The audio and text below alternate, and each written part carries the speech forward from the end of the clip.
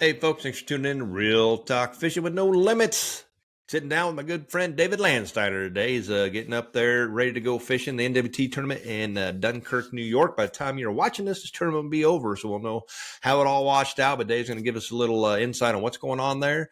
And going to talk a little bit of his Coda Pro journey. Dave's done it all, he did the whole the funnel, the system. Started on the co side for a year and a half, 2.5 years, and worked up in fishing on the pro side for a while. So if you're the co-anglers looking to get in it, there's some insights, some things to think about. We touch on some of the good, some of the bad, from the co side and the pro side of it. But really, it's learning a lot and opportunity and learning on the waters. It's what you kind of get out of it. And really the pros, most all the anglers you're going to get a chance to fish with are good dudes. So, Dave's going to break that down a little bit, kind of tell you some of the things he went through and some of the suggestions he has and experiences. Good stuff. So really good one if you're looking to move into the NWT and fish as a co-angler, or even just get into tournaments, some things you got to think about. So stay tuned. Listen to Dave Landsteiner talk about going from a co to a pro. Hey, folks, welcome back to another episode of Real Talk Fishing with No Limits. Today, we are joined by Mr. David Landsteiner out on the road, getting ready for the next big tournament. How's the fishing going out there, Dave? Yeah, it's been awesome. Got a chance to come out here, was it 3 days ago? Just drove right through the night through Chicago, and, I think I caught my first fish like 30 seconds off the water. Just picked out 60 feet, went down, and I was like, oh, there's a bunch of them. It's a long drive to Dunkirk, but that's the good thing is you're going to at least have a lot of fish. Yeah, I think we're up. I lost count. Right now the bite is so silly. I think I could put a hot dog down there and catch it. Really? It's that bad. Yeah. Doesn't matter where you go. It's Lake Erie. You're just like, there's fish everywhere. Let me go find the ones I want. Well, I'm working the state line right now. Like the only area I've worked is kind of a far boundary. And so we'll see if the fishing is good everywhere else. I'm assuming it is. They're probably all along that. And it's more about depth than anything. I've just been starting at like that 50, 60 feet and going out. I went out to 165 feet, and I'm actually finding fish at certain depths, but I'm not running those depth contours. I'm just keep on going and eliminating water and seeing, well, where are they shifting or moving to right now? Right. I bet. Obviously they're suspended, and I suppose you find bait, you find fish, huh? Yeah. It seems too like, there's a lot of them in that 40, 50 feet down range. In the morning, they're a little bit higher, it seems. That ain't too bad. The bigger quality fish that I've seen are like in that 10 to 15.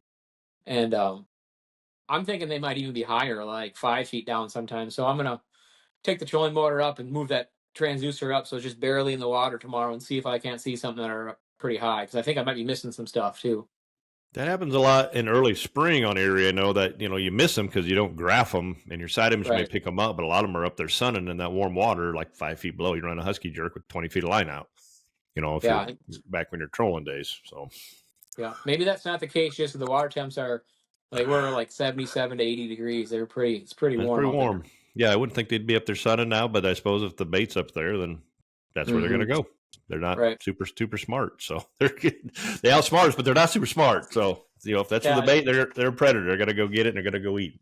They actually, it's funny because it's I said they'd eat a hot dog, but actually I've had multiple times where I've hooked up and I've lost them. I don't know. It's kind of weird that deep water, like when you're 40, 50 feet down, I'm using heavier jigs and heavier rods and getting real good hip sets. I mean, just like, wow, that one's really stuck good. And you get them sometimes you get them 10 or 15, 20 feet up and they just get off. It's the weirdest thing. I've never lost so many fish, and I don't know what's contributing to that. You got solid hook sets.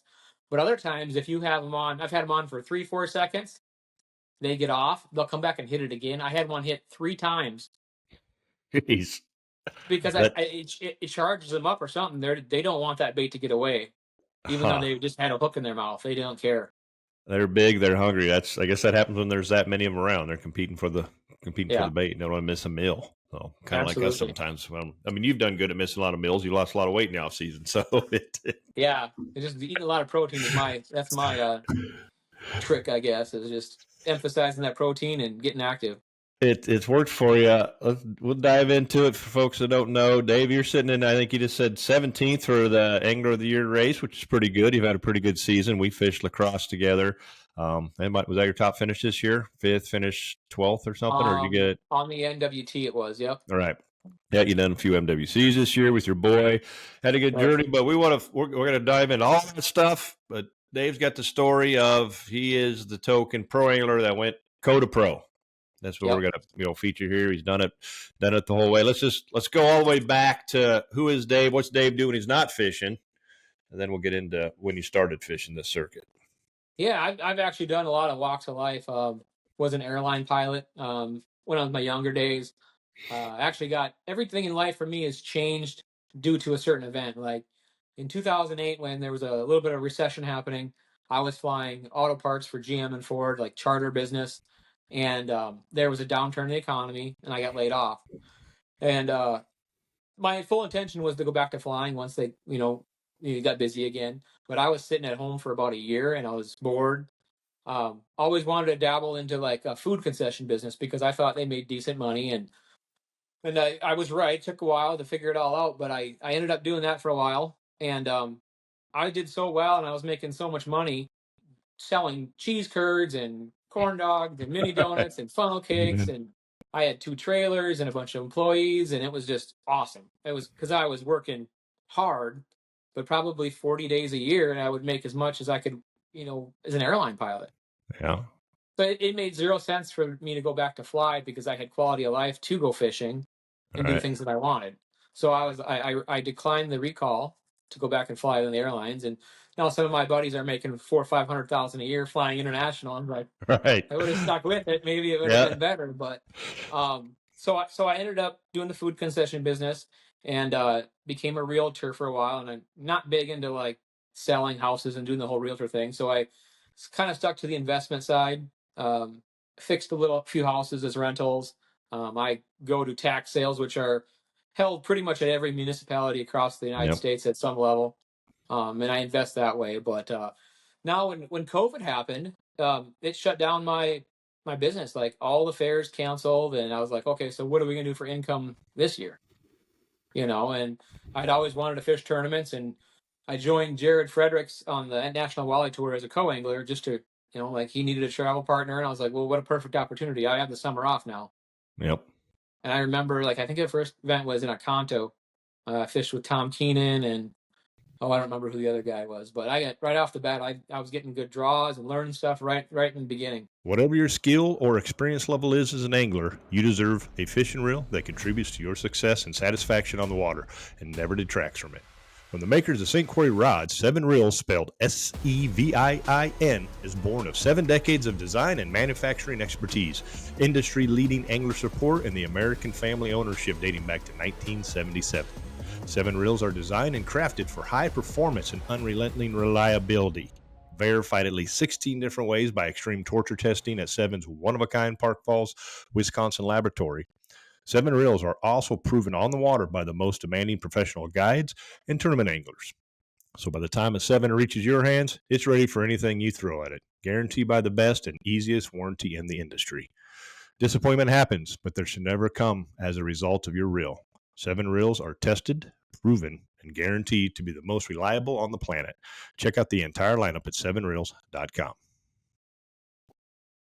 So Those good draws make a big difference from having a good experience to not so good. Sometimes you pick, a new guy or a local guy that is just jumping in for one, but doesn't have the whole, you got Keenan. So you got, legendary, one of the biggest multi, money winners out there. Mm-hmm.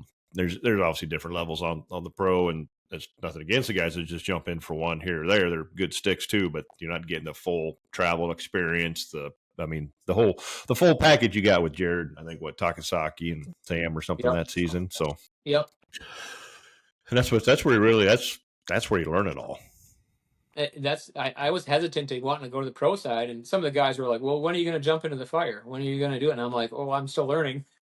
Well, you never stop learning. You know how it is. Like, but when you have it spoon fed to you with these guys that are showing you their program, you like just be a sponge and just pick it all up. A little bit from this guy, a little bit from that guy. Maybe figure out something that a guy's doing that you don't like. That's kind of what I did. You just do it one season or two? I did it two, and then actually I did when I won that boat with McCoy in 2021. the next season I was planning on going pro, but there was a delay, so I had to do the first event as a co. So 2.25 years, I guess, is what I did as a co. Yep. Yeah, I mean Hoyer did it as a co. He won the championship, I think, as a co or co of the year, whatever it was, and then moved Mm-hmm. up. And I don't think a lot of people know that a lot of you guys have come through the system, I suppose you would call it, from the co side up to the pro side. But you learn a ton. You get to travel with those guys. You learn just there's more to it than just getting out on the water. I mean, there's the Right. evening, morning, nighttime meetings, right? Breaking it down, the travel, the arrangements, the lodging. Then you got the taste of the full expenses of it all as well. Yeah, absolutely. And there's probably something to be said too. We talked a little bit before the show about different kind of co-anglers. You never know what you're going to get for experience level, but Yeah. if you're committing to the season and you're traveling with somebody, there's a good chance that your pro is going to highly desire you. Nothing against some of the guys that are local that want to jump into an event here and there. That's fine, but I just think you're going to be more of an asset to your pro if you're going to fully commit to a season and learn across. Because you're going to learn in pre-fish too. You're going to go out and Yep. pre-fish with these guys, and you're going to learn a bunch of stuff in the system. So when the tournament comes, you're not blindsided to be like, "Oh, what are we doing?" Your program might be different than your pro you pre-fished with, but you're going to have Yep. a good idea of like the geography and probably very good chance you're going to do the same exact thing. Yep. Yeah, it's a little different nowadays with the scoping, obviously, and this year's showing it because the NWT is having a little bit of a problem getting the codes to join. So I don't know Yeah. if they've filled up for the Dunkirk event yet, but I think they ended up getting enough for here on last minute. I think they're still short 5 or 6 for Dunkirk a couple days ago. So I think it was 8. Yeah. 8. Yeah, so obviously, I mean, it's a good time, obviously, for a local just to jump in. It's hard to beat lessons on the water. And I imagine the fallout this year, you tell me you're fishing them all. I only fished a couple. Is it scoping? Is that why these guys aren't signing up? Or is it just everything? Yeah. Economy, I cost? There's got to be multi factors. I'm sure cost plays a little bit of a role, but the scoping thing, and I think every pro handles the scoping thing a little different. Some of them, Yep. have you, prep the boat in the back, maybe do some fish care, maybe drag some trolling rods behind you while the guy's scoping up front. I'm trying to decide what I want to do out here for my co-angler because I don't want it to become a liability. I don't want, there's so many smaller fish out here. If we're dragging spinners off the back and he's all Yeah. tangled up in the motor or whatever it is, and Yep. I'm dealing with a 20-inch fish in the back where I'm not even casting to them up front. I don't want it to become a liability. Yep. And the whole purpose is to have bonus rods to actually upgrade it. I don't think you got to look at every event and make a determination of what you think is best for your co-angler to do. Yeah, because Um, that does you no good to sit back there and just keep him busy catching little fish when you need, to grab the net or take care of the fish or do this, do that. I mean, yeah, at that point, you're hindered basically. right. Like I said, they get tangled up because you're up in the front, you're whipping that boat around. If they're not locked on in the back, you're getting stuck in the motor. Pretty easy to Yeah, drop a bottom bouncer, back there and leave it. But when you take a 90-degree right turn, bam, it's getting stuck in your prop, and yeah, then you're stopping your fishing. So, and you got all sorts of problems. So it's yeah. theoretically they're a marshal. I think if they raised the price to $650 for the codes this year, it was probably $300. I think when you got in it back then, wasn't it? Maybe 5 or I think was it 500. going to go up to 5? The pro cost went up, but it seems like it's always been such a long waiting list to get the codes in, and never an issue, or at least not much of an issue. But now Right. it's an issue, and I would say I get it. I fished, but John and I did the NTC and 2 guys on one scope. It's not fun at all. It sucks. I mean, it was the Yeah, least unrewarding tournament I've ever fished in. Going, this is not fun because you're not fishing. But then again, we were, and it worked, and we tandem did it different, versus a guy in the back on a shuttle, which gives you a little bit of a shot, but it's still not remotely close to being, up on the pedal and running it. yeah, It really worked well for us just to go 1-2, and if you missed a cast, I make the cast, and vice versa. Clearly, it worked, and yeah, and you're sometimes not catching as many fish, but that's because you're being picky and you're throwing at the ones you want, which is, that's tournament day. If you listen to Chris Aldane talk about his not so good season, and the sports psychologist breaking it down, saying, well, do you want to win or you want to have fun? He's like, well, I want to win. She's like, well, then there you go. You need to embrace this and do it, because he doesn't like it. yeah, He's like, well, I'm not bad at it. I can do it, but I want to do it this way. He's like, that's great, but just accept the fact that you may have fun, but you're not going to win. So you want to win or you want to have fun. Now you Yeah. could do both. Winning is fun and scoping is fun, but you just got to, sometimes you got to be a little more patient. You'll hear it all the time at a tournament, where Tom win or even do, he's like, I only got 6 bites all day, but they're the right ones because those are the only ones you threw at. We did the same thing at NTC. So we didn't catch a lot of fish, but we got pretty much all the right ones because those are the only ones we even casted at.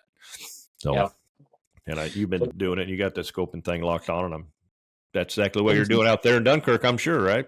Yeah, getting better. I'm still learning. Every situation where you're fishing in 20 feet or I'm fishing in 75 feet of water, the scale, you know how it is, the scale or the aspect ratio always changes.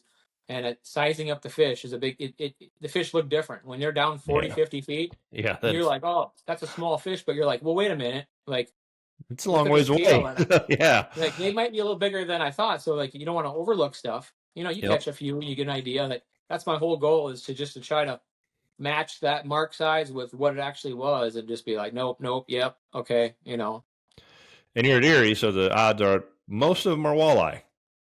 Yeah. So it's, you catch a big giant catfish again. Yeah, you did. I saw that on your story. That's they do, they'll graph a little bit like a walleye too, obviously. It but looked like a 14-pound walleye, honestly, because it was like that magenta color, and I was like, man, and I chased it, and it was like, it was moving fast. Like, I was going like high speed on it. I'm like, I'm following you.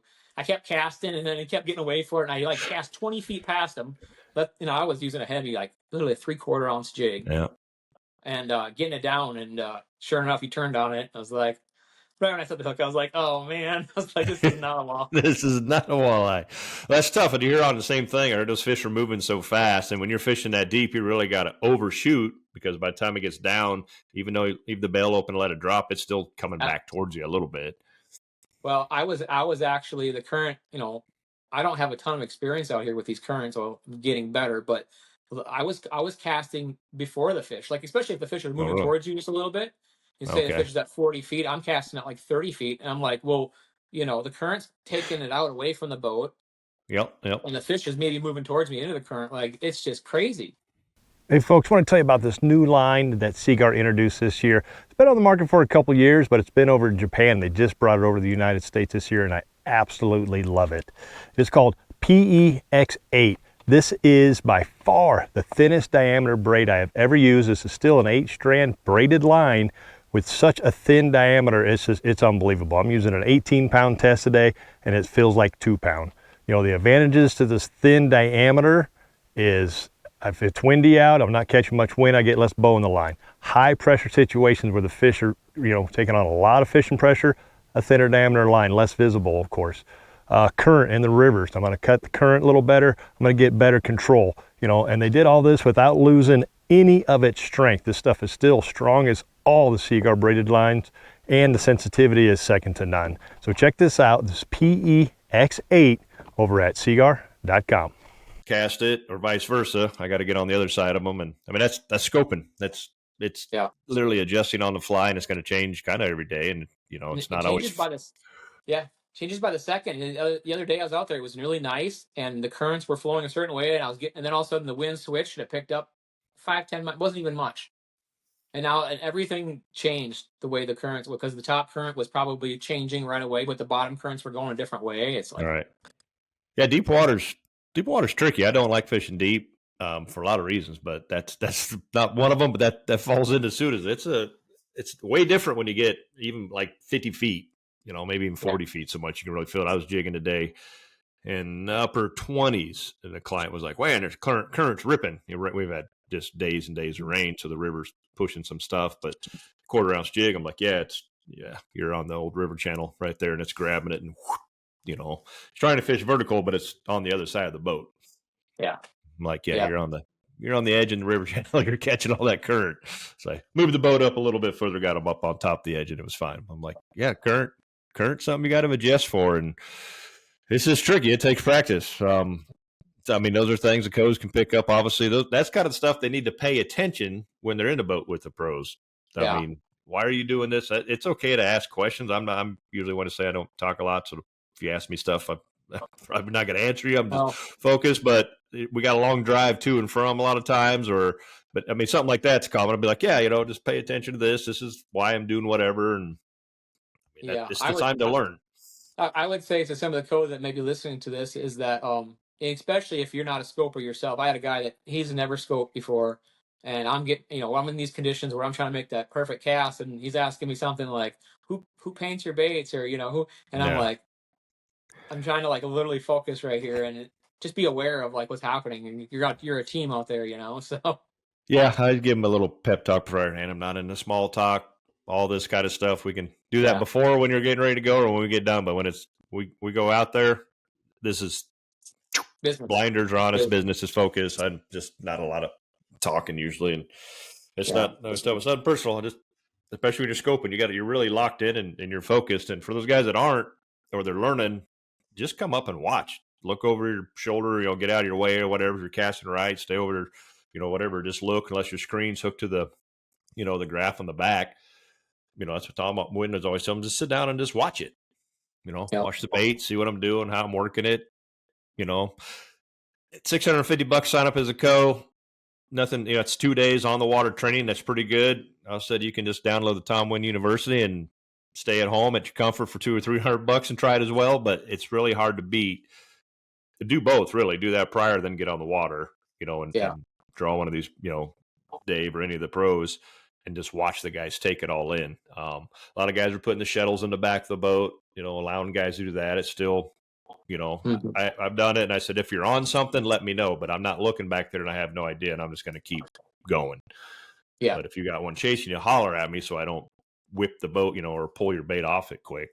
A couple times they're like, yeah, I'm good, no problem. But this year's different, so that could be a big challenge. I could see, especially in deeper water where he says he's on something, but is it the right mark? And then are you wasting time waiting for him to get the butt? It's when you're on something in that deeper water, this is going to take a little while. So it's like, okay, and I'm not going to go back there and look. That's you don't know. So like you said, that if you got a guy that signed up for all season, and now you're at the end of the season, so he's got 3 tournaments underneath the belt. Could be different. I've had a guy that did that for all of them, but it was the first tournament, so it really hasn't had a lot of that practice, unless it's their second or third year. But by now they got it probably pretty figured out, and they've experienced the scope in one way or the other. Even though the first couple tournaments wasn't too heavy in it, but you're like Huron was, and Dunkirk clearly will be. But trolling obviously being played too. So I think they just got to be patient, understand what they're getting into, and understand that you're signing up to learn. I would hope that's why you're doing it. I will say I do have a couple. If I can get a good read on somebody and they're a kid or not even anybody, not just a kid, but they're really good at scoping, I can tell that they've spent a lot of time doing it. I'll have them in the front with me casting, especially if there's 2 pods of fish, one left or right. You get these, I'll get these. And it worked in Alpena. We had, I think, our 22-pound bag in the first 2 hours, and we both contributed to that casting. Yeah. Like you said, you miss a cast and you got somebody following up for it, It's more efficient for him to get the cast versus you reeling it all the way in, Yep. No, it does work. And you can tell, and there's a ton of the co's could definitely be on the pro side. I mean, just because you're on it doesn't mean you're not at the, they're learning. I never did it. I jumped right in and did horrible, but I'd never been to any of those fisheries. First time to Erie, first time here, first time to all these places, and then the next year I went from averaging 120th to 24th, and cashed some checks and had a top 3, 4 or whatever it was. And I'm like, man, I sucked the first year, but sure learned a lot. It would have been a lot cheaper to learn it on the co side, the pro side, but I'm also a control freak, so it would have been a pain in the ass on the co side. So I've been like, what are you doing that for? Why are we doing this? Or whatever.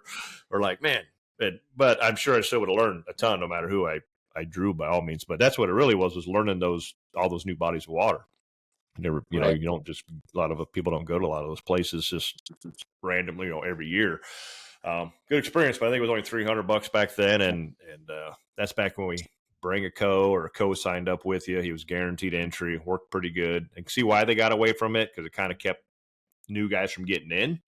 Everybody kind of had their people, but you also didn't have a shortage of co's. But so it goes both ways. I like to see that come back again, because there should be an incentive too, and it helps with costs and big time. Yeah. Then you knew you got a guy who committed for the season, or maybe 2 of them are one guy's going to fish 2, another guy's going to fish the other 2, whatever the case is. But you planned, you got that vacation, you're getting a house versus a hotel or whatever. You know who's coming, when they're coming, and then you know what your costs are. And it made everything was a little cheaper a few years ago. But I think that's obviously a contributing factor this year as well. The cost went up for the coast, cost went up for the pros. Fuel doesn't come down much. If the entries are lower, the payouts are lower. It snowballs, and it just kind of sucks. So, but that's, I mean, everybody wants to win and wants to win money, but we're fishing it for a lot more than just that. So, Yeah. the top payout's still the same, and that's what everybody's chasing. So that's why everybody keeps going, because I'm not fishing for these. I'm happy to leave with these if I don't get it, but this is, the top's the goal. And the way I see it too is it's a constant climb. Like you put that time in the water, you're gonna get better. If you put more time in the water, and it's just a race, with the scoping and things, because anybody can. I think a lot of guys can scope pretty well right now. Now do it in tougher weather conditions, because that's what it comes down to. I was gonna say that is to get better. Like I've been trying to put myself in that weather, free the currents and whatever else. So I did that last year. I'm like, this is not a day I would go fishing when I had a day off from guiding, but I'm like, it's crappy out. I'm going to go. And I'd go put the rain suit on and go scope, and, and it just even like 3-footers, you're like, but it's might not catch anything, but you're learning boat control, because scoping's really boat control, and getting that thing, getting it set, getting in position, understanding the wind and now the current in your situation when you're fishing that deep. And then, all right, I can't get it down there. Obviously, you need a heavier weight. Wind's blowing. I mean, there's so many factors, or a different type of line, a thinner diameter. There's a lot of variables to go to it. So finding them and looking at them, and it's flat, calm, pretty easy for everybody in a sense, somewhat. But then there's still the cadence, and obviously, getting them to bite and getting the right presentation. I did it Monday. I went out and scoped with a jig and crawler and just crushed them. And I haven't been able to crush them on the Lewis and Clark area because they don't suspend; they're more bottom. But but it had to be hovered. I had to get them up about a foot, and you really just had to hold it and work it like you would a Francis Case, and then you'd feel it, and then you just fed it, and wham, and I got 20 of them. Next day, not so much. I had a limit, and got 3 quick. And then it was 1 here and 1 there, and the catfish started showing up. It was tricky. And then I'm like, well, this is great, but my guide clients can't do this. But I had some kids, a couple of guys yesterday, and showed them, and they got some. But it's like, this is kind of a one-man sport, guys. But here's where they're all at. There's enough. Just start throwing. You're going to catch them, And they did. But it's really fun to play that keep away game when you see that interaction, that fish turn on your bait, and you're like, oh, he sees it. Now it's time to act like he's getting away, and just it's so fun to see the fish interact on live scope out here in Erie, because sometimes they see it and it's already choked before you can even move it. Like they come up and just inhale it. Other times they want to check it out, but you're like, you don't want them to check it out. You're like, nope, keep going and speed it up. And that's when it's just so fun to see them in compete mode and all that stuff. Yeah, they Monday when I was out, it was everyone that reacted to it, I caught. If they moved on it, I caught them. Otherwise, and then Tuesday, some moved and they didn't. They were doing the whole bump it with their nose or sniff it, and then later in the afternoon, they were shooting up. As it was dropping down, they just went, and the line was slack. I'm like, oh, okay. Now they're, and that could have just been time of day, feed window. I'm like, well, that's a little bit of a different attitude than they had this morning. And that's fun. And Francis Case, you were there for the NTC. They weren't like that so much. It was a lot of, There were certain days, like, in a couple of days before pre-fish, where they were like that. They were choking stuff pretty good. And then I don't know if it was just I was there at the right time of day or whatever, but that day too, for me anyways, was completely different. We were done. We were the first boat. Actually, Bo Schilling, he came in like an hour or two after us. I think we were back at like 10:30 in the morning. We didn't even get to fish the full day one. It sucks, but it's a good problem. That usually it means, all right, I had a good day. Yeah, because you were sitting in, I think, first for a while there, weren't you, with 16-something pounds? Yeah, I don't know if it was like 5th or something like that, but it felt pretty good for a day. But it's always the story of the first day. Yeah, we came in and knocked you down, but like I said, it's good for a day. And then it was 3rd, and then it was 5th, and then and I was like, Bo's on my tail. He's got to go up, and sure as hell, kid's good. Yeah. So, good tournament, fun time. We started this year at Sharp. You had a pretty good tournament there, I believe, too, right? Yep, we went to Sharp, and I tried to scope like everybody else, and I was only getting 3-4 fish a day. I did find, I think some of the guys went into the channel. Sieverdings lives back there on some back channel area, and went back in there, and I ended up catching a 6-pounder and pre-fish, and so I got out of there right away, and I felt like that bite wasn't going to last. But I do think that a few bigger fish were caught back in there during the tournament. I decided to completely abandon scoping altogether and troll and try to go conservative, especially with the first event. I didn't want to fall way down and play catch up the rest of the year. Yep. I just really thought that was the best bet to bring in 10 fish over the 2 days. And, it was pretty easy to do, really, just with the trolling program. Yeah, I wish I would have done one of my trolling programs more and just filtered through fish all day long because, I mean, you could have caught tons of them. Instead, I didn't. I don't think I even brought in 5 one day because I didn't. And I just abandoned them because they were small and I got tired of throwing. I'm like, just 15 inches aren't going to do you any good.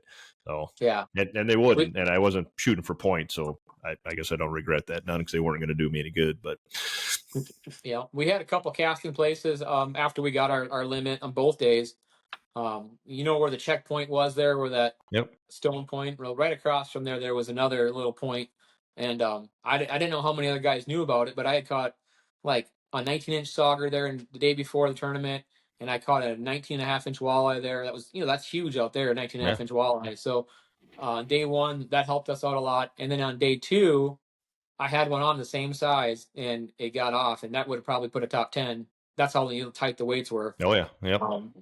And I hit it early because I figured guys would try to hit it right before they come in. Yeah. And so I hit it like, I don't know, 1:30, 2 o'clock before that, trying to think that I could get the fish fresh, but. Yep. Before they got all the boats blasting over them. Yep. Then we went over to, where did we go? La Crosse? Yep. Yep. So you and I fished that. You got a good finish there. Good tournament. Yeah. It's a little bit of a gamble. Yeah. We took a big, totally different game plan, but we didn't catch crap in pool 8, really. I mean, as far as overs. We missed that. There's a lot of bites in the wing dams that we missed, and I don't know if it was, every time I went by a good wing dam, it seemed like there was guys on it in pre-fish on 8. There was, because there was, and everywhere we fished, I caught them, and nothing good. I mean, nothing worth like staying there. I mean, didn't have a lot of confidence in the pool to begin with, but yeah, they were there. You just had to work it with those willow cats a little bit harder, I think. In our pre-fish, we had seen how many good unders were coming out, and not very far down was the DeSoto area or whatever. Unfortunately, that didn't really pay off in the tournament, but the day before that, they were in there pretty good. Yeah, and you get them quick. Yeah, that was like just all about time thing. Who cares if you got to go down an hour down there if you can get them in 30 minutes? Yeah, because that's about what it was, and they were like all 19.5-inch fish, and then you knew the potential for those 27 to 30 inches were down there because you got one. So and I had one that was an inch and a half short on day one from making the mark. So not too far from where you got your big one. And then the trolling pattern, and I said, hey, this is phenomenal. This is easy to clean up your bag with. Of course, that didn't work for me on day one, but it worked for you on day 2. So probably wind or currents or something where they were just there. I mean, it was quick work. Yeah, it's an easy deal. And that the whole thing of us working together on that team thing is I'd never fished that before, and I did exactly what you trusted it, you trusted the program, and it paid off. Yep. Yeah, I've been fishing that little trolling program down there for years, and it works. And I caught some there on that first day, but just not as fast. So I kind of abandoned and went, screw it. If they're not going to get these, we'll try to chase a big one again, and then just ran out of time. But the guys that went locked up in 7 had issues that too, and they didn't get down and that kind of jazz, but we had pretty good weather. And I stayed up in pool 8 day 2, which kind of sucked because I said no matter where I go, I'm going to be in somebody's wakes. I didn't fish up here on the first day except on this one day marker. I had to wait for the barge. Then sure as hell you go there, and then you got people pissed that you're there. It's like, it doesn't matter where I go. I'm trying to stay out of the way. Just come ask me. I'll move. I'll go park on the shore. I don't give a crap. I'm ready to get my 5 fish and go home. I'm out of it. Right. But, but then your first 2 fish are 24 and 22 inches. You're like, all right, we got, the co-angler, he needed points. He's trying to make the championship. So we got to fish. It's hard, it's river fishing. Up. If you feel like you're not in it to win it or whatever, it's hard to give up on day 2. You just got to go out and fish and do your thing, Yeah, just use it as, I'm like, you're out of it. And I told the guy, like, we're going to be in some of the way no matter where we go. I was like, I'm out of it. So it doesn't matter to me, but let's just go, get some fish for your points. And then we'll just go hunt around and learn some stuff for next time when you come down there. or just learn new river things and whatever. And I'm like, we'll go here because I fished here yesterday and I know there's some fish. I don't know if there's big fish. I didn't really catch any big fish at practice. We can catch others. And of course, first 2 fish are both overs. I'm like, oh, I guess they are here. And then find out other big fish were got there too. So like, alrighty. But yeah, like I said, there was fish all over, big ones that we missed, and some didn't have to go very far. But Mississippi River is always fun. Good time, good tournament. We caught a lot of fish. We had I think the weather's always decent there because you don't have to worry about the wind so much. Right. Which makes it way better than where you're at right now. Mm-hmm. Well, it's the forecast looks good for out here. It's just I think the system is done, and we'll see if the next system holds off till after the tournament or not. But it's going to be a stretch of good weather, of 5 to 10 miles an hour wind every day, and perfect. I mean, the pre-fish I had out here, the flies, when the flies are biting you, it's not very windy. That's the bad part. Yep. Then you went over to Huron. Do you make the run at Huron? Do you make a long run? No. So in Huron, I was working with David Kolb just for that event, and he had found a bite down by Port Austin, which is like a 70-mile run, I think. And it was lights out and 3-4 pounders, probably take an hour to get them. And but I'd also found those fish near takeoff, and I really didn't want to go down there because I wanted to maximize fishing time. Yep. But the problem was it was inconsistent. You go there one day and catch them, and then the next day I go in there and I couldn't see anything. And I'd look around. I said they got to be in the bay here somewhere. Like, which way is the wind blowing? Where's the warm water at? Where right. Let's go look for these things. And I would just have good days where it was like lights out, and then other days where it was like I don't know what's going on here. But on that day one, when I said we had our bag pretty quick, we were just using blade baits. And the fish were everywhere. When I put the scope down, they was literally, you didn't have to go very far, and everybody was catching them, and I could see them. They were a couple feet off the bottom. And then as about 10 a.m., those fish started swimming down and, not being as suspended anymore. But when they did so, like, and I don't know I got to see if my settings can be changed, but it's like they disappeared. Like they go to the bottom and they would go belly down in the silt or whatever. And it was kind of a fuzzy bottom. And I try to play with the gain. I try to play with all the settings to see if I can pick up any kind of movement. But I don't know if maybe those fish were just always there. And you just couldn't see them. You just couldn't see them. You're just going over it. Yeah. Because, you got the warm water coming out of the river right there. There's a channel that came through there. So, the wind can blow a little bit. But I think those fish would just go down and you just would miss them even with live scope.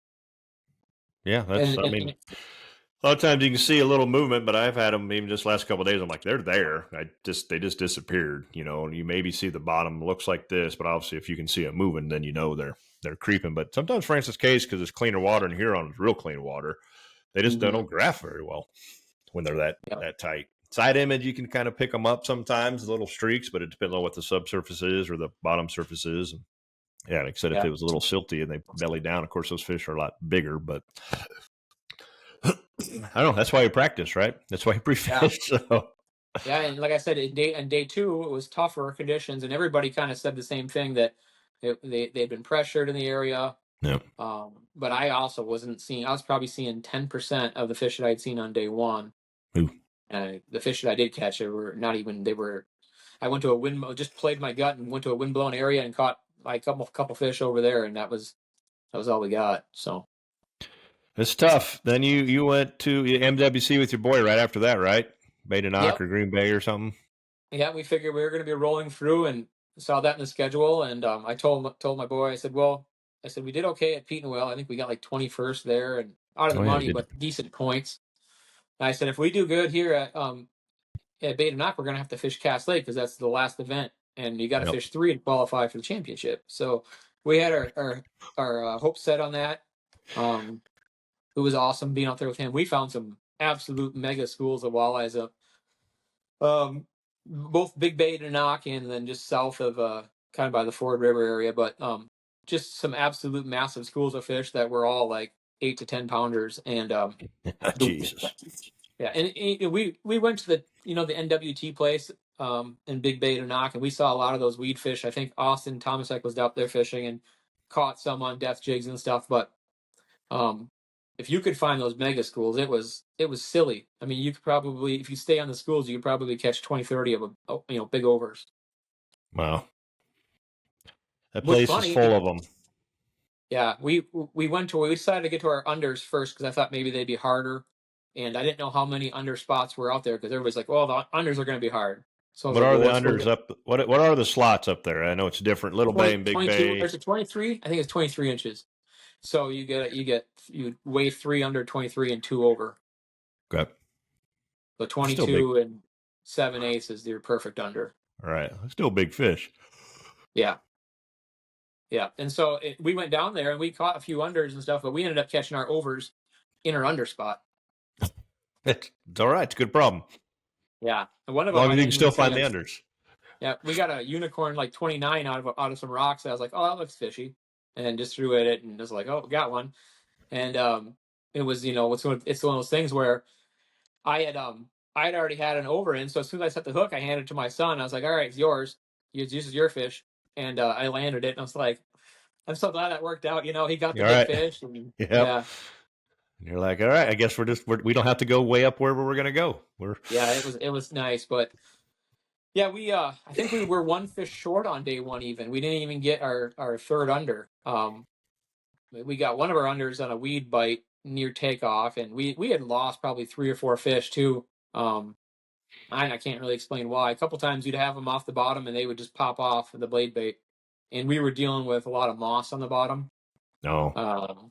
So sometimes you get a couple flutters and they either get them right away, but by the 4th or 5th one, you're already picking up grass and you can feel the vibration stop. You're like, all right, that's over with. It's not working out.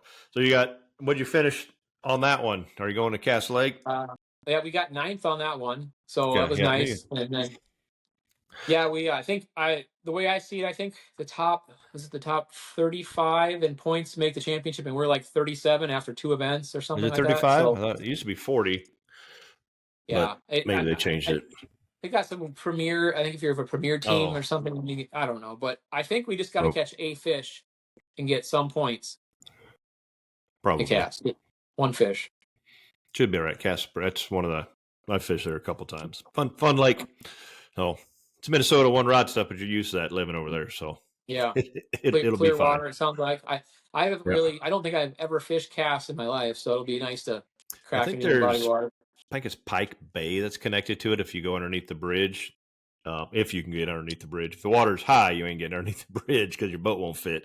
I know when I went, was like this to the bridge and push through and get your motor all the way down. But I've seen guys like have to, trim your motor all the way down. If you got power poles on, with those you may not be able to go underneath. Yeah, you might not be able to go underneath the bridge now with those. Back then, nobody had those hardly. So, you might not. I don't know. Water's low may not be a problem. Who knows? It's been a long time since I've been there, but it was fun. I caught them jigging wrap in, caught them rigging chubs. That was all pre-scope, when you would find one on 2D and then throw back at it. Yeah, so that's crazy talk right there. Yeah, exactly, right? Imagine now you'd be like, oh, this is great. So I remember going, slamming on it, in reverse, and then just throwing that thing down real hard and pop, pop, crack, and right in front of somebody else too. And I'm like, yeah, it is crazy talk. How we used to use that 2D sonar stuff, but use the tools that you're given, right? That's what we had. That was a huge improvement. It was. The scoping's it's a fun game if you can once you get it figured out and get it working for you. So that's a good season. Dunkirk coming up. Good luck out there. That should be fun, minus the 2-day drive to get there, but you did it right. Leave at night, break it up a little bit. I was coming home from Yankton on Tuesday. I think it was Zell I saw heading down the interstate. And I know a lot of guys were leaving early. I'm like, you got an extra day. All the Instagrams stuck in traffic of Chicago or Chicago or whatever they call. Yeah, don't try not to hit that place at between 3 and 7. Basically, stay away. Yeah, so. When we're done here, I'll drive until I get on the north side of Chicago, and there's a couple of truck stops. I'll pull over about 1 a.m., then conk out for 3-4 hours, and then keep going. Yep, that's the way to do it. I don't know if people realize how much sleeping in a truck we do on the road. Sometimes our pickups aren't like semi trucks where you got a sleeper. You lay that seat back or crawl, whatever the case. It's not comfy. It hurts my back and I cramp up. But tossing and turning. I forgot to bring a blanket and a pillow. That would have been wonders for me on this last one. So Yeah, well, hit a Walmart on your way home and grab a little pillow and a $5 blanket, and you'll be fine. yeah, Because it's going to be cool down at night a little bit, but it's almost good truck sleeping weather right now. 60s. You don't got to turn on every hour to cool down for a minute or nothing. It's good. right. It's not good when you're out camping at 90 to 100 degrees. You're like, yeah, I've done that too, because the storm rolled in and blew your tent over and you're crammed in the truck. You're like, I got to let it run because it's so hot. It's 90 degrees in this thing. So that all sucks. What advice you got for the co's thinking to move up to the pro side? And we already give them quite a bit of stuff, but what are some more things you can think of they need to know or they should try? Yeah, I would I kind of touched on it earlier. Is try to pick up something new, obviously, from everybody you're fishing with, and be a sponge. Kind of like, I would say I kind of feel bad. I already have like a bad memory remembering names, but I'll have guys come up to me and then like say, "Hey, remember this?" And I'll be like, "Jog my memory again," because you know how it is on that day that when we take off and do our tournaments, we're so locked into fishing that afterwards you say your goodbyes and let's see you down the trail or whatever, and then 6 to 8 months go by later, and I'm like, oh, I recognize their face, but like you got to remind me again. I don't know any of their names, so I don't know any of them. It's nothing personal. I'm not. I feel bad because like a lot of times I'll add them on Facebook, so at least I can like remember. Yep. Like, okay, this is the guy I fish with, and there's just so many guys out there that's the wonderful thing is you meet so many people and you make these connections, and this whole business is all about connections. Yep. Who you meet. I've had a lot of good ones, with. and same thing. I recognize a familiar face, or they'll come up and say something too. But then there's some I've talked to, or they, said something, on Facebook, and I'm like, I don't know that I ever fished with that person. I have no idea who he is. I can't find a tournament. I can't find a tournament photo, but he sure has got a lot of crap to say or something like that. I'm like, I don't even know who you are, man. I don't, but whatever. So I'm like, I don't deny it. So it's, but then there's also some ones I'm like, that guy was solid. Boom. I program him into the phone. Mm-hmm. I'm like, all right, he's there. Because there's some that are like, yeah, next time if you're ever traveling, you want to jump in and pre-fish for a day. Because I've met a few that come and just kind of do their own thing. Or they come early and that's kind of their family vacation. Maybe they bring their camper. I'm like, yeah, you're welcome to jump in anytime. You're good to go. But then there's other ones that you can tell are learning, and I'm cool with taking some of them out. But if you want to learn, come practice. Let's not do it on tournament day. That's right. What we got to learn.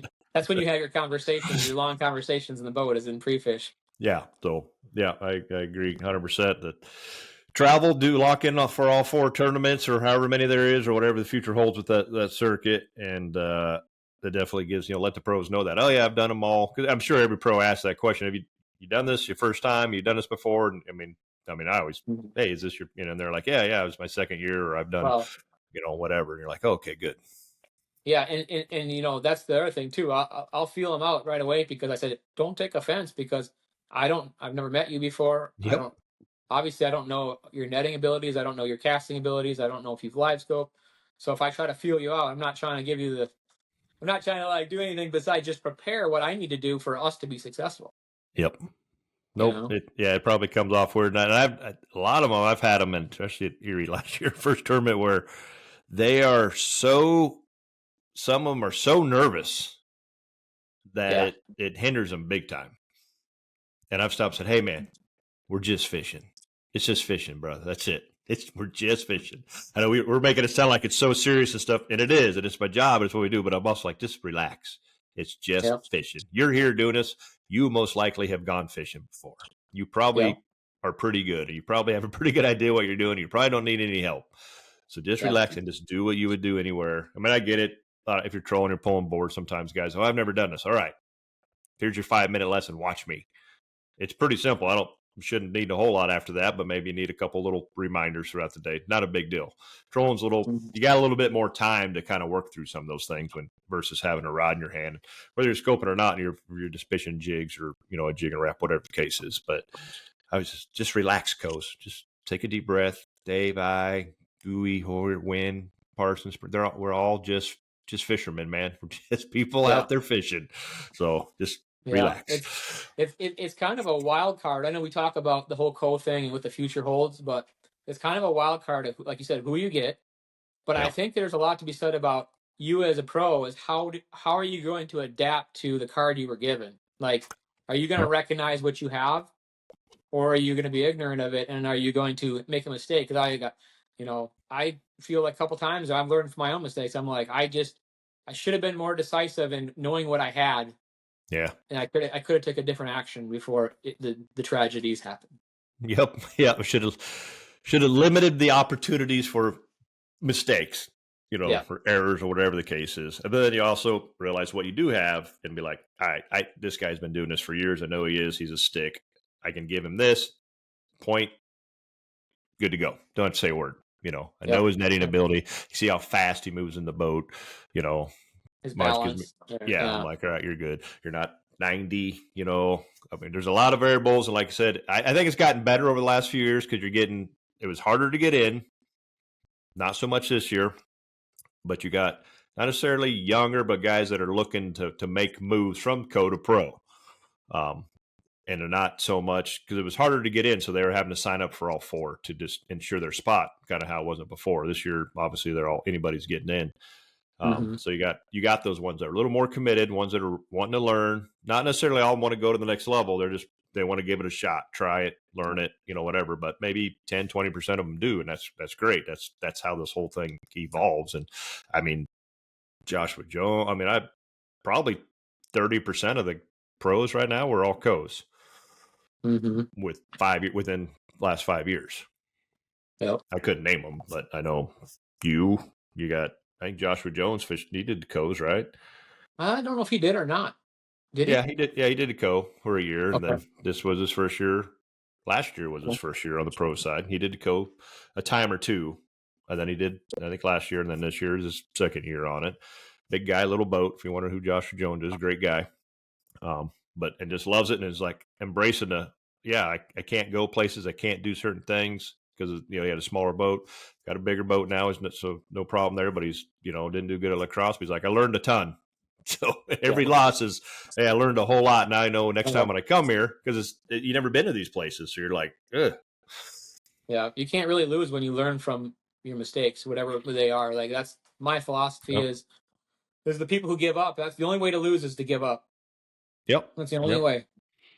True, and that's another good part with travel partners or even a co. I've had a lot of co's that are young, gun ho, and this is a mental game. And I give them a lot of credit because they're keeping me from spinning out because they're like, it's cool. We're going to get it. We're going to get it. We're going to get it. And you're like, no, we're not. It sucks. We're not, and you're like, all right. Yeah. Right on. We're going to get it. You're okay. Keep working it, and then you catch a fish or two. And you know how the mood changes when the fishing's good, everybody in the boat's talking, chatting. Yep. It's fun. When it's not good or it's a struggle, it's pretty quiet. It's on edge. We want to get on some fish right away every morning. So takes the pressure off. It just takes pressure. Those are the fun days when it just goes like it should. Yep. And then obviously if you can get them on fish, if they're catching fish and contributing, then it's like, all right, awesome.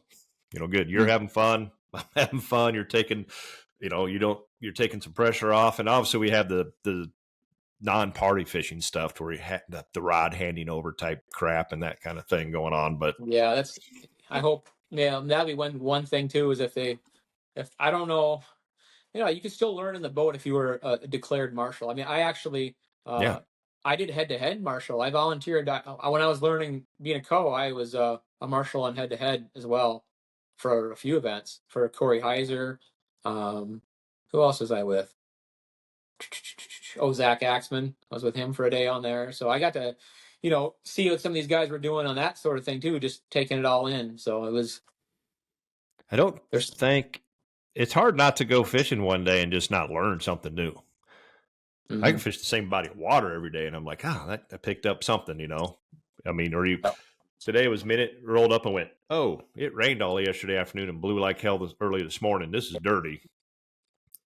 This isn't going to work. And I know that because I fished for 200 days, and I can tell that water went from 1.5 feet of clarity to 1 foot, and that's going to change everything.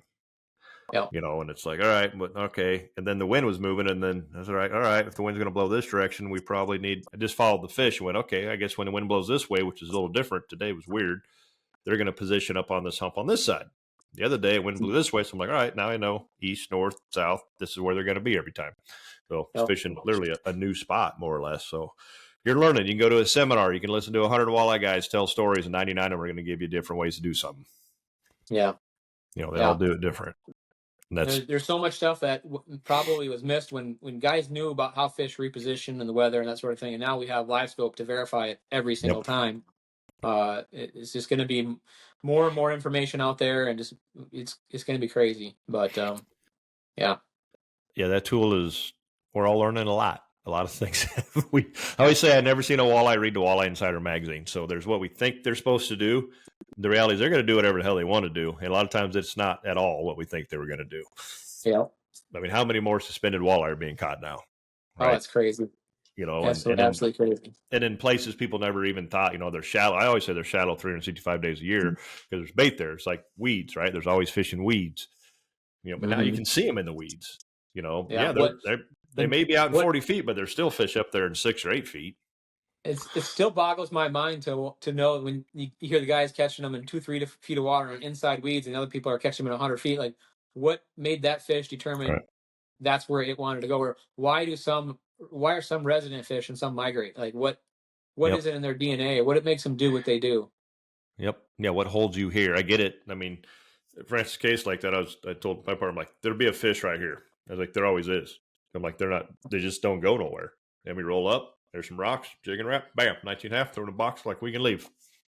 Like, that's it. We got it. We can leave now. I'm like, and then if the wind's blowing on it, we'll roll in here tomorrow. We'll do the same thing. And we'll pop 1 or 2 and we can leave. Yep. He's like, okay.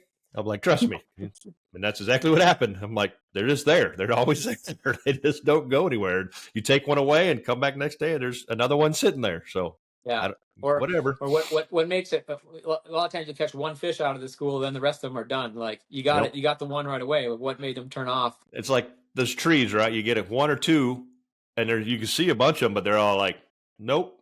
We saw those guys disappear. We're done. We're not chasing that little thing you're throwing around anymore. So you got to. Fred's gone now.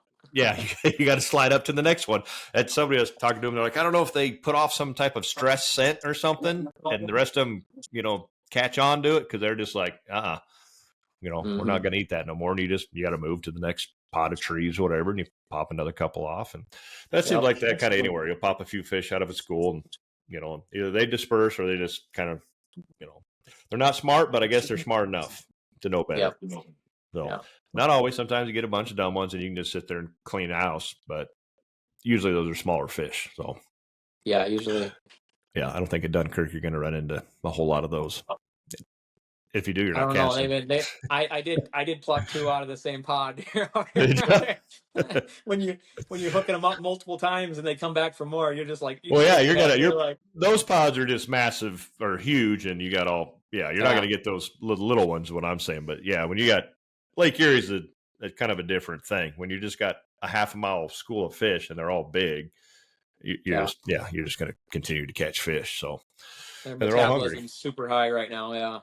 Yeah, I mean, now warm water is a good thing, right? It makes them eat more. So, and if there's no food, it's even better yet. I mean, except for the fact they're probably skinny and not going to weigh much, but it's going to be that across the board. But they look like they're kind of fat from the few I've seen. They look pretty healthy. I've seen both ends of the spectrum. Seen a skinny 28 that probably weighed 6 pounds, and then 26 that was more than 6 pounds. So they're definitely, maybe there's something I got to put together this week is just see where is there any kind of pattern to where these bigger fish are holding. Other times out here, these tournaments, the post-spawn fish, they were by river mouths and they were feeding and they were the heavier fish. So there's usually a piece of the puzzle you can figure out. Dunkirk, you got a small area because you're just New York waters, which I don't know, 50 miles of it or something. It's not, I mean, it's kind of nice because you're limited. And I think you're only probably at mid 70s on people in the tournament. So this will air after, so we'll know all the answers by the time y'all are seeing this to these to these questions. But at least you get a little insight on Dave's few days of pre-fishing he's got in there, and 35 pound bag probably going to take. Well, I wish my scale would have worked. I just got new 9-volt batteries, but in the first 2 days out here of just going to the first place I went to, out of my 10 fish, the smallest one had been 26 inches. So what is that, 6-7.5 pounds on the Yeah, bottom. And so like probably. I was like doing the math. I'm like, I probably had like 32 to 35 pounds on each day. But I don't know. I got to get a scale to make sure that's accurate. It's kind of No, scary too because that's that's a probably pretty over good bag over. out here. Yeah, it's 5, 6 pounders, 30 pounds. So Yeah. I mean that's What is a 25, 24 and a half? If it's 25 should be 5 pounds. yep. Yeah, so that's yeah. Yeah, you should be well over 30 pounds. You mix in some 28 to 30 inches in there. Yeah, Yeah. especially if they're on So the I healthy mean, side. So maybe it takes 30 pounds a day to cash a paycheck, and maybe some of these guys. I think you're going to see a couple of 40-pound bags still. Because they were here a couple of years ago, and some of these classes, I think the overall size is probably bigger in the whole lake. So I don't know, yeah, add 15-20% to the weights. yeah, the ones that Hoyer and Dewey brought in, I think they're up in Canada, were Mm-hmm. different than everybody else that was trolling them. Everybody was catching like the 3 to 5 pounders, I think, when they're like 20 Right. some pound bags or something. But they're catching just an absolute ton of them. It sounded like. So Yeah. but yeah, now it sounds like you got those 3 to 5s are all 5 to 8s or 6 to 8s now. So That's what I'm assuming. So yeah, I would say I'm gonna go out there and say you need probably 28 to 30 pounds on a day to get a paycheck. that's good. Should be fun. Good fishing. You got good weather. Like you guys got pretty lucky at Huron and actually had some decent weather there because that place can get rough. And Dunkirk, you don't have any blow days on the schedule, so you don't need wind. You need to be able to go fish, Yeah. and then get home and get over to Cass Lake and make that championship in the MWC. So.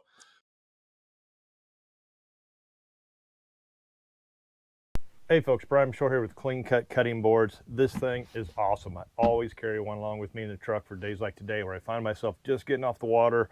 We got a couple, nice walleyes that we kept to eat for tonight.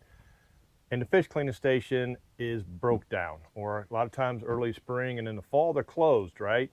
A lot of places people don't have fish cleaning stations, or whether you're somewhere really remote, you're back at your cabin or your camper, you find yourself after a good day of fishing, you got some fish to clean, and you don't have anywhere to do it.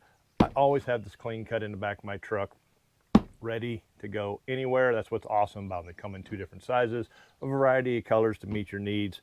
These things are just all purpose and on the go. You can flip this thing over, and if you're having a big gathering or something, it's basically got a big bowl on the back to put your pulled pork in it. You can make a vegetable tray, whatever it may be. It is more than just a cutting station. It is a very, very versatile, durable unit made by Rufflin Kennels. So check them out over at rufflinkennels.com for the Clean Cut Cutting Station. Try it out. I guarantee you're going to love it like I do.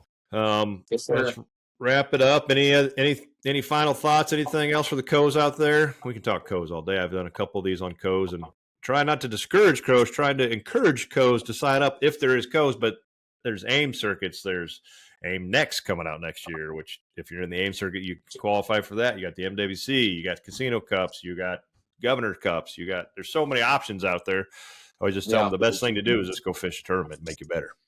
Yeah, I have an idea for somebody needs to make a calendar and then put all the tournaments on a calendar so that there's tournaments that I see and I'm like, I didn't know about that one or whatever, but it would be nice to have a central site that had every tournament overlapped on a calendar so you could pick and choose what would work. Right. I was just lucky to know about the MWC being on my route home from Alpena. I'm like, well, it's a no-brainer. I have no extra gas, except for boat gas, of course, Right. to pre-fish. Yeah, I'm already here. Going through. Yeah. If somebody could make an efficient schedule route, I mean, I would probably fish at least 2 or 3 more tournaments every year, based on just the efficiency of traveling certain places. Yeah, that makes perfect sense. You're like, I got to drive right by, and you probably had a couple days of practice, but that's about all you really need sometimes, or for an MWC or something anyway. So when you look at the investment level, all these guys that are like, real good at scoping, and sometimes they don't even pre-fish. They just go from one and overnight it to the next one the next morning, and they do great. So yeah, Hunter and Matt, those guys are always running to a Minnesota tournament trail or something the next day, or we got to hurry up and get there for the Saturday to Sunday tournament. And it's on a lake they know, but it's like, whatever, we're just going to go. And they probably spend an hour in the morning tooling around trying to find them, and then they're like, there they are. And then boom, boom, boom. Obviously, it's, rolling into someone you have a little experience with helps, but I don't know about going to a lake I've never been at. Whereas then it's probably like, I don't know, everybody went that direction. Well, maybe I'll go this direction instead, and the scoping, you can help you find them quick. I mean, but Yeah. your basic electronics are going to help you find them the fastest, and then obviously dial it in with your scope. So it's the way it is. It's the tournament world we live in, and get good on it. So, Yes, sir. all righty. Good luck at Duck. Oh yeah, I asked you if you had any final thoughts, and I kept talking. Did you have any? Sorry, I cut you off. I guess I don't know. I always try to be like kind to everybody else that's in here. You know, some people like seem like I don't know, maybe that they're like too good to give you the time of day, but I just feel like everybody's on their own journey, and I think you should just be cordial to everybody, and just whoever it is, if they're cordial to you, just kind of reap what you sow. So if you see a guy on tour that's struggling, whatever, reach out to him and give him encouragement, and because everybody's been there one time. Yeah, that is for sure. And this whole world could use a little bit more kindness in it lately. So it's a beautiful place and great people, but it's an ugly world at times, and it's just not getting any prettier, unfortunately. So yeah, you are right. And the guys on tour, we all butt heads and whatever, have issues, but they're all good dudes and they're all good anglers. And I don't think there's too many of them that probably wouldn't help another guy out if he needed something. yep. So Well, that's the thing. I think if you saw somebody broken on the side of the road and you was another tournament guy, I would say 99% of the guys would pull over right away, get off the next exit, turn around, and come back and make sure you're okay. So that's kind of a nice kinship of people that kind of a good group of guys that I like to be part of. yeah, and I don't think. I mean, I've been at gas stations where I've had another pro come up and be like, "Hey, man, you got any of these flicker shads in whatever color?" I'm like, "Yeah, sure, I got 4 extra ones." He's competed against you, but I'm like, I'm not using them anyway, Yeah. or here. And I've been at gas stations, and I think it was Dan Steer once was looking for some fluorocarbon. I'm like, "Hey, hang on, I got some Seaguar right here, buddy. Yeah. Here's a spool." And he's like, "Oh, this is the best. So awesome, thanks, man." I'm like, "Yeah, you don't go in there and just here, I got you. You need to try this stuff out." But he used it anyway. But he was just, I'm all out of 10-pound, or whatever it was, and Yeah. I just happen to have a box full of it for you, buddy. Here, That reminds me, I got to give a quick shout out to Zach Axman, because at the NTC he gave me a couple finishers in that Wasagi color or whatever it was. That was my color that I was getting them on, and Is that I really green? appreciate that. It's kind of like a grayish, pinkish, if I remember right, dullish color. Oh, It was really? working. Really But flat. then I got them on plastics like right after that, the last day with a couple. I mean, we were crushing them on the Moochman on, and I was like, all right, I'm switching to this now. Switching to this. I couldn't get them on a finisher. So jigging a crawler. It seems to be what I'm still catching them on. That's jigging a crawler. Safe bet usually almost everywhere. Yeah, it is safe. I'd rather catch them on a plastic. I did catch bigger ones of plastics at practice, though. So, and just the bite on that was thud versus, okay, feed, set. Yep. It was whap. It was inhaled, and it was all the way down their throat. They were hooked, and they were good. And those were on the Z-Man jerk shads, which are mooch minnow. They're not too far apart, really. So, right.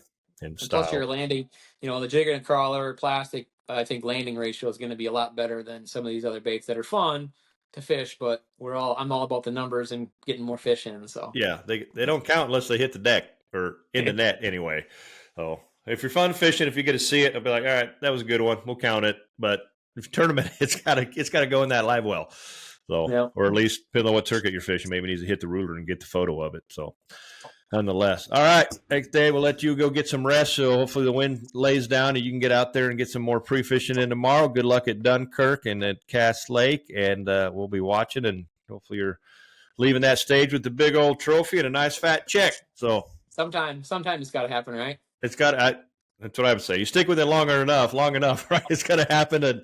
But it doesn't. It doesn't happen for everybody, but there's no reason why not, right? You're sticking with, what you're doing. You're just getting better and better at it every year. I think everybody's day comes, and then I think when you're rolling, and you've had a pretty good season on MWC and NWT, so the odds are in your favor. When you're rolling, and you just got to get those 2 days in a row.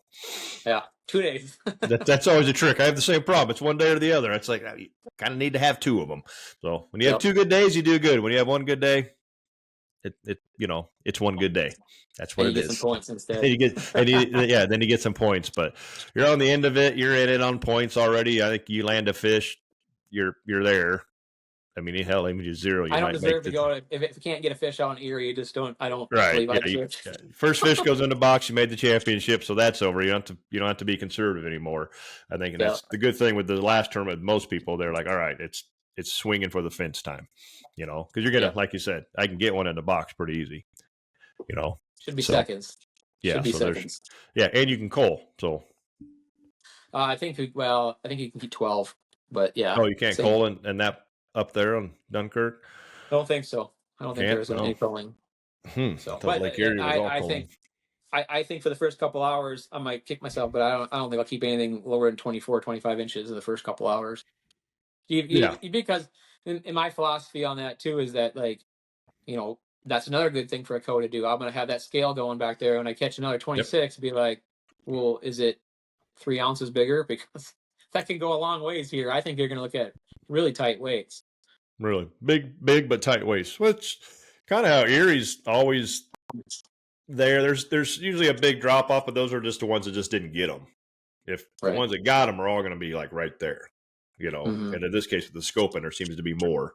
There's one or two that got those 40-pound bags, and then there's 3rd through 15 that are all, say you're 30 pounds a day, they're going to be in that 57 to 60 pounds or 55 to 60 pound range. Yeah, that's my prediction. Tight weights. And like slot tournaments in the Dakotas or South Dakota anyway, or even lacrosse or over and unders, same deal. Those unders ounces go big, like Lake Sharp, right? 1 pound could move you up 5 to 10 spots. So fish carry, keeping your fish alive, probably going to get bigger weights if you know some of that stuff too. So that's going to go a long ways, and just those little tiny details that. And you got hot water. You got hot water out there. It sounds like, so keeping them alive. That's a good co-angler point. Is you got to do some fish management. Let me show you about fizzing or weights, not in fish, guys, on the fish. We don't put weights in fish. That's old news, right? Make sure you take them off before you go take them to the weigh basket too. Yep. Pitch them on there. Make sure you take them off those little offshore clips. I'd put those guppy weights on them. It works pretty good. Keeping them. I ran out of weights on my one of the last tournaments, and I had big heavy jigs, and I just hooked took the jig and just went through the bottom of the fin and just pierced it, and then that worked just as good. Yep, hook them on there and get the G juice. Randy Humble does a great job. He brings a tube and he drops it way down in the water and pumps colder water up into his live well, like a 20-foot hose in a little pump. So he pulls cold water up in there. I'd start off, we started off, even though it was a kill tournament, we still threw 40 pounds of ice in a live well. I'm like, they're going to maybe be heavier if they're alive. They're not going to spit up, the bait. But by the 3rd day, I'm like, this doesn't matter. They're dead when we come in anyway. First day, they were all alive. Second day, they were half alive. And then I'm like, whatever. How hard would it be to put a 1-inch barrier with some kind of liquid in there, like a gel or coolant, and then you could just plug it in overnight and then just freeze your entire live well?